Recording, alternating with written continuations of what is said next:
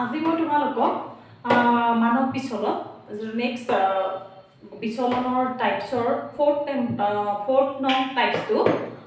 বিষয়ে আলোচনা কৰিম। আগতে তোমালোকক গড় বিচলনলৈকে দি থোৱা হৈ গ'ল, যিহেতু আজি তোমালোকক গড় বিচলনৰ পিছত তোমালোকৰ মানৱ বিচলন আছিলে আৰু মানৱ বিচলনৰ বিষয়ে আলোচনা কৰিম। এতিয়া চাবাচোন মানৱ বিচলনটো কি, এতিয়া মানৱ বিচলনটো কি আৰু তাক কেনেকৈ নিৰ্ণয় কৰা হয় সেই বিষয়ে আগতে জানিবলৈ হ'লে আগতে আমি এটা কথা জানিব লাগিব। সেইটো হৈছে কি, যিহেতু চোৱা বিচলনৰ আমি কিমান পাইছিলোঁ, কেইটা পাইছিলোঁ, নিৰূপণ কৰা মাপ কেইটা পাইছিলোঁ, 4টা পাইছিলোঁ,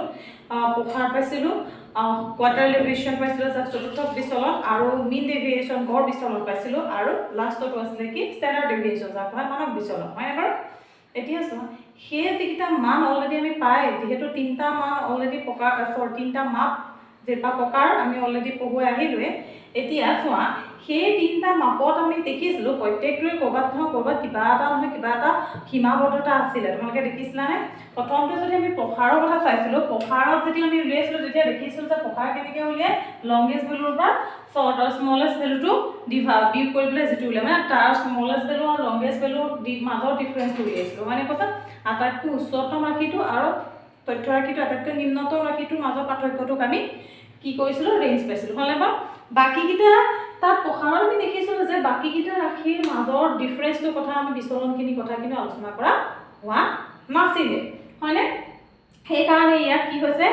এই মাপটো আমি দেখিছিলোঁ যে ই আটাইতকৈ বেছিকৈ বহুলভাৱে মাপ ব্যৱহাৰ কৰা মাপ নহয় বা গাণিতিক সূত্ৰ সম্প্ৰসাৰণ হৈছিলে, সেইটো গম পাইছে। এইটো সীমাবদ্ধতা আছিলে, যিটো সকলোবিলাক ৰাশিৰ ডিষ্টেঞ্চটোৰ বিষয়ে বা বিচলনৰ বিষয়ে এইটোত এই ৰেঞ্জৰ পৰা আমি নেপাওঁ, হ'লে বাৰু। ঠিক তেনেধৰণে আমি ছেকেণ্ডটো পাইছিলোঁ কোৱাৰ্টাৰেল ডেভিয়েশ্যন। আমি কোৱাৰ্টাৰেল ডেভিয়েশ্যন পাইছিলোঁ যেতিয়া পাইছিলোঁ কোৱাৰ্টাৰেল ডেভিয়েশ্যন যেতিয়া উলিয়াইছিলোঁ আমি গম পাইছিলোঁ কোৱাৰ্টাৰেল ডেভিয়েশ্যনটো কি আছিলে, ডেভিয়েশ্যন Q3 - Q1 ডিভাইডেড বাই 2, অৰ্থাৎ আমি কি পাইছিলোঁ Q3 আৰু Q1ৰ মাজৰ পাৰ্থক্যখিনিৰ পৰা বিচলনখিনি ভাগ কৰি পেলাই যিটো পাইছিলোঁ সেইটো পাইছিলোঁ, হয়নে কৈছোঁ? মানে ধৰি লোৱা সেইটো এটা আমাৰ সীমাবদ্ধতা বুলি সেইকাৰণে ক'ব পাৰি। তোমালোকে চাবা Q3 আমি যেতিয়া আমি পাইছিলোঁ এইটো চাগে এটা চিৰিজ আছিলে, হয়নে কৈছোঁ? চিৰিজ হয়নে? চিৰিজটোক আমি 3টা ভাগত আমি এটা আছিলে Q1, Q2 আৰু Q3, তোমালোকে চতুৰ্থকৰ কথা মনত আছে নহয়? এতিয়া চাবা ইয়াত প্ৰত্যেকটোতে 25% আছিলে নে বাৰু? এতিয়া চাবা এই যেতিয়া চতুৰ্থ বিচলন কি কয় এইটো সীমাৰ ভিতৰতহে আমি কি উলিয়াইছিলোঁ, বিচলনৰ মাপৰ কথা নিৰ্ণয় কৰিছিলোঁ, অৰ্থাৎ এই দুইটাৰ ভিতৰতহে আমি বিচলনটো উলিয়াইছিলোঁ, মানে Q3 আৰু Q1ৰ মাজৰ ভিতৰতহে উলিয়াইছিলোঁ। অৰ্থাৎ Q1তকৈ তলত আৰু Q3তকৈ ওপৰত যিটো 25% আৰু Q1ৰ তলৰ 25% আৰু Q3 ওপৰৰ বাহিৰৰ 25%টো কি কৰা হৈছিলে, ইগনোৰ কৰা হৈছিলে। গতিকে দেখা গ'ল যে গোটেই ৰাশিটোৰ মানসমূহৰ পৰা আমি কি উলিওৱা নাই, তেতিয়াহ'লে বিচলনটো উলিওৱা নাই। চ' সেইকাৰণে ইউ এটা ইয়াৰ কিমান থাকিব পাৰে, ইউ এটা এইটো কি হৈছে সীমাবদ্ধতা বুলি কোৱা হৈছে। তাৰপিছত আকৌ আমি চালোঁ কি পিছত পালোঁ আমি মিন ডেভিয়েশ্যন, হয়নে কোৱাচোন? তাৰপিছত আমি মিন ডেভিয়েশ্যনৰ ক্ষেত্ৰতো ঠিক একেধৰণে আমি দেখা পাইছিলোঁ যে তাত কি হৈছিলে, মিন ডেভিয়েশ্যনতো আমি যদিও মধ্যমাৰ পৰা ইউজ কৰিছিলোঁ, গোলকৰ পৰা ইউজ কৰিছোঁ, হয়নে কোৱাচোন? তাৰপিছত আকৌ আমি আৰু আমি কিহৰ পৰা ইউজ কৰিছোঁ, কাল্পনিক মাধ্য লৈ পেলাই উলিয়াব পাৰিছিলোঁ, আৰু আমি কি কৰিছিলোঁ মিন, মেডিয়ান, মোড গোটেইকেইটাৰ লগতে আমি এজিউমিং এইকেইটা ইউজ কৰি পেলাই আমি উলিয়াইছিলোঁ, হয়নে কোৱা? মাধ্য, মধ্যমা, বহুলক আৰু অনুমিত মাধ্য, যাক আমি কাল্পনিক মাধ্য বুলি কওঁ, মানে এজিউমিং লৈ পেলাই উলিয়াইছিলোঁ। কিন্তু তাত যেতিয়া উলিয়াইছিলোঁ আমি মিন ডেভিয়েশ্যন এটা সূত্ৰ পাইছিলোঁ, দেখিছিলা সূত্ৰটো কি আছিলে, মিন ডেভিয়েশ্যনৰ সূত্ৰটো সদায় এনেকৈ আছিলে, হয়নে? সামেশ্যন মডুলাছ x মাইনাছ x বাৰ, যদি x বাৰৰ পৰা উলিয়াইছোঁ ডিভাইডেড বাই n, যদি x বাৰৰ পৰা উলিয়াইছিলোঁ তেতিয়াহ'লে হেৰি x বাৰ হৈছিলে, যদি মিডিয়ানৰ পৰা উলিয়াইছিলোঁ ইয়াৰ ঠাইত আমি MDN বুলি দিছিলোঁ, যদি আমি মডৰ পৰা উলিয়াওঁ এনেকৈ আমি মোড বুলি দিছিলোঁ, হয়। কিন্তু যদিও তথাপিতো আমি কিহৰ ভিতৰত ভৰাইছিলোঁ, গোটেই মানটো মডুলাছৰ ভিতৰত ভৰাইছিলোঁ, অৰ্থাৎ মডুলাছটোৱে কি বুজাইছিলে, মাইনাছ চিনটো ইগনোৰ কৰাটো বুজাইছিলে, হয়নে কোৱাচোন? সেইটো আৰু কেতিয়াবা যদি আমি এফৰ আৰু এটা সূত্ৰ পাইছো যদি বাৰম্বাৰ দিয়া থাকে এফ হলে বৰ এতিয়া সেইখিনি কথা আলোচনা নকৰো বাৰু সূত্ৰটোৰ কথা মই ক'বলৈ যোৱা নাই কিন্তু মই এইটো ক'বলৈ গৈছিলো যেতিয়া আমি মিন ডেফিনেশ্যন উলিয়াম তেতিয়া নিগেটিভটো আমি পজিটিভ বুলি ধৰি লৈছো কাৰণ মডুলাছৰ ভিতৰত প্ৰত্যেকটো বস্তু নিগেটিভটো কি কৈছিলো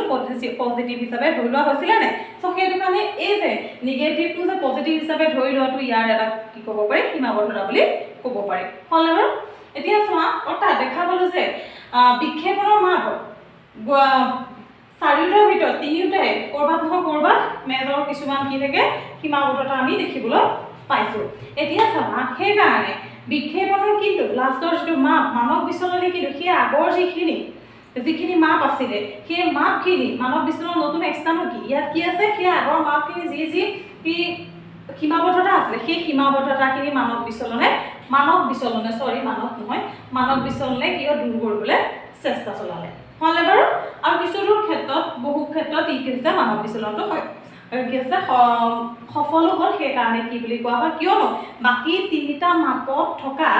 যিখিনি অসুবিধা সেই অসুবিধাখিনি দূৰ কৰাৰ ক্ষেত্ৰত মানৱ বিচলনক সহায় কৰাৰ কাৰণে কি কৰা হয় মানৱ বিচলন বিক্ষেপণক উৎকৃষ্ট মাপ বুলি গণ্য কৰা হয় অৰ্থাৎ মানৱ বিচলনটো আমি যেতিয়া তোমালোকক কৰামগে তেতিয়া তোমালোকে গম পাবা যে মানৱ বিচলনত কি কৰা হয় নিগেটিভটো পজিটিভ হিচাপে ধৰা হয় আৰু গোটেই ৰাশিকেইটাৰ ভিত্তিত গণনা কৰি লোৱা হয় আৰু এটা অকল পৰম মানে ইয়াত কি নেপেলায় প্ৰভাৱ বা চৰম মানে প্ৰভাৱ নেপেলায় ইয়াত হলে বাৰু সো সেইখিনি পৰা সেই অসুবিধাখিনি দূৰ কৰাৰ ক্ষেত্ৰত মানৱ বিচলন বহু ক্ষেত্ৰত সফল হৈছে সেইকাৰণে মানৱ বিচলন কি বুলি কোৱা হয় বিক্ষেপণৰ উৎকৃষ্ট মাপ বুলি কোৱা কেতিয়াবা তোমালোকে মানৱ বিচলনটোৰ বিষয়ে ক'বলৈ যাওঁতে মানৱ বিচলনটোৰ বিষয়ে তোমালোকৰ কিছুমান কুৱেশ্যন আহে এনেকৈ আহে বিক্ষেপণৰ কোনবিধ মাপক উৎকৃষ্ট মাপ বুলি গণ্য কৰা হয় তেতিয়াহ'লে তোমালোকে কি লিখিব লাগিব মানৱ বিচলন আৰু ইয়াত কিয় বুলি কৈ দিয়া আহে আমাৰ কুৱেশ্যনটো তেতিয়াহ'লে তোমালোকে কি লিখিব লাগিব ইয়াৰ যিখিনি সুবিধা দি থোৱা আছে সেই সুবিধাখিনি মানৱ বিচলনৰ কাৰণেই মানৱ বিচলনক কি বুলি কোৱা হয় বিক্ষেপণৰ উৎকৃষ্ট মাপ বুলি কোৱা হয় মই তোমালোকক ক'লোৱে যিহেতু কিয় কোৱা হয় অলপ চলপ হয়নে কোৱাচোন কিন্তু সেই বুলিয়ে যে ইয়াৰ একো অসুবিধা নাই তেনেকুৱা ধৰণৰ কথা নহয় ইয়াৰ কিছু অসুবিধা দেখা পোৱা যায় অৰ্থাৎ সমালোচনাৰ পৰা একো বস্তুৱে কি নহয় মুক্ত নহয় কিন্তু এইটো হ'ব পাৰে আমি সমালোচনাৰ পৰা এটা উৎকৃষ্ট মাপ বুলি কেতিয়া লওঁ কম্পাৰেটিভলি যিটো মাপত সমালোচনা কম থাকে সেইটোৱে হৈছে উৎকৃষ্ট হয় বাৰু হৈ গ'ল তেতিয়াহ'লে আমি কি কৰিম এই মানৱ বিচলনৰ বিষয়ে এতিয়া আলোচনা কৰিম এতিয়া চোৱাচোন মানৱ বিচলনৰ বিষয়ে যেতিয়া আমি ক'বলৈ যাওঁ এতিয়া অভাৰো তোমালোকে মানৱ বিচলনৰ আইডিয়াটো পালা নহয় এতিয়া চোৱা মানৱ বিচলনো কি এটা মানৱ বিচলন বুলি কৈ দিয়া কওঁতে আমি ডেফিনেশ্যনটো মই তোমালোকৰ বৰ্ডত লিখি থৈছোঁ তোমালোকে চোৱা আৰু তোমালোকে এইটো নোট ডাউন কৰি লিখিবা এতিয়া চোৱাচোন মানৱ বিচলন বুলি কওঁতে আমি গম পাইছোঁ যে কোনো বিভাজনৰ মানসমূহৰ সমান্তৰ মাধ্যৰ পৰা সেই বিভাজনৰ মানসমূহৰ বিচলনবোৰৰ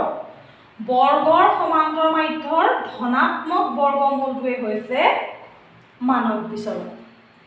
এতিয়া মই এনেকৈ পঢ়ি দিলোঁ চাগে তোমালোকে হয়তো বা কনফিউজ হৈছে এইটো কি কৈছে হয়নে কোৱাচোন এই ডেফিনেশ্যনটো বুজিবৰ কাৰণে মই তোমালোকৰ এটা উদাহৰণৰ সহায় দেখুৱাই দিম তোমালোকে মন কৰিবা চাবা ধৰি ল'লোঁ এটা চিৰিজ ধৰি লৈছোঁ যেনিবা 5 10 15 20 25 হলে বাৰু এইকেইটা হৈছে কি দি থোৱা আছে মান দি থোৱা আছে হলে বাৰু কৈছে যে কোনো বিভাজনৰ মানসমূহ অৰ্থাৎ এইখিনি কি হৈছে বিভাজনৰ মানসমূহ দিয়া আছে হলে বাৰু এই বিভাজনৰ মানসমূহৰ সমান্তৰ মাধ্যৰ পৰা হলে বাৰু এই বিভাজনৰ মানসমূহৰ সমান্তৰ মাধ্যৰ পৰা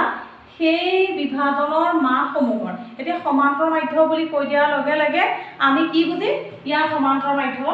কি হৈছে এইটো যেনিবা হলে বাৰু x বাৰ হৈছে না বাৰু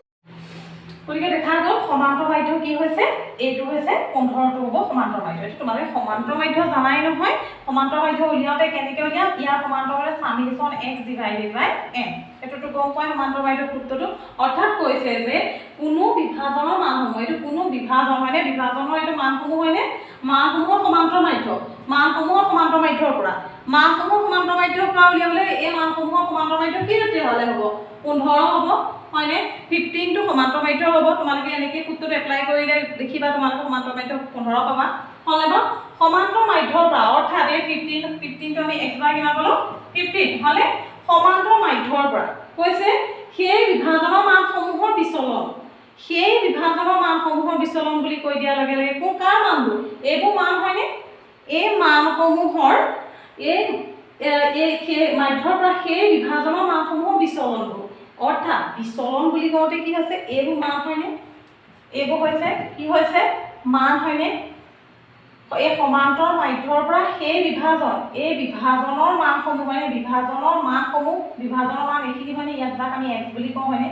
x হয়নে এইবোৰ চব x হয়নে বাৰু এটা x দি থোৱা আছে হয়নে কোৱাচোন এই বিভাজনৰ মানসমূহৰ কি হৈছে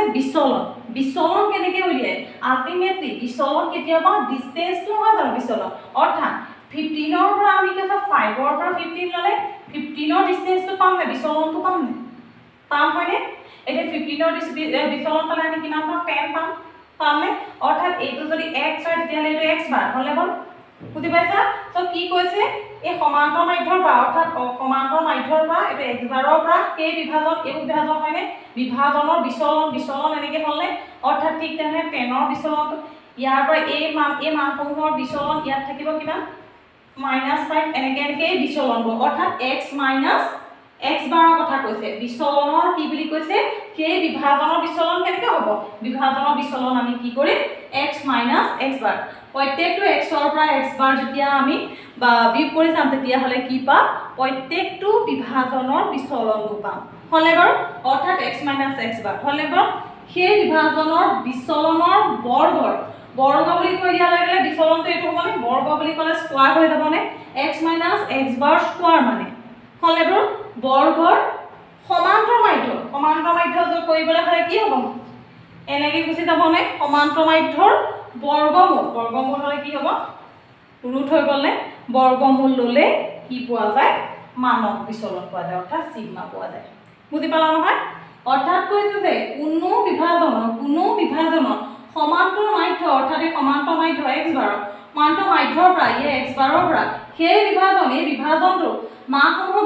বিচলন হ'বলৈ হ'লে x - x বাৰ হ'লে বিচলনৰ গুণৰ বৰ্গ বুলি কৈ দিয়া স্কোৱাৰৰ সমান্তৰ